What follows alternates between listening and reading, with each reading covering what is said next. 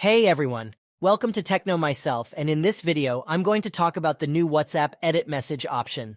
This is a recently added feature that allows you to edit any message you've sent within 15 minutes of sending it. To edit a message, simply long press on the message you want to edit.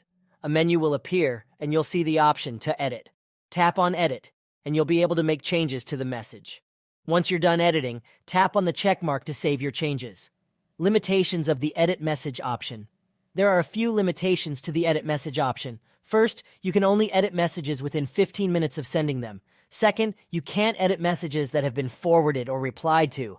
Finally, the other person will be able to see that you edited the message. Overall, the new WhatsApp edit message option is a great way to fix mistakes you made in your messages. It's a simple and easy-to-use feature, and it's sure to be a popular addition to the app.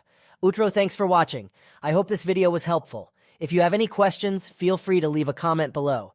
And don't forget to subscribe to my channel for more videos like this.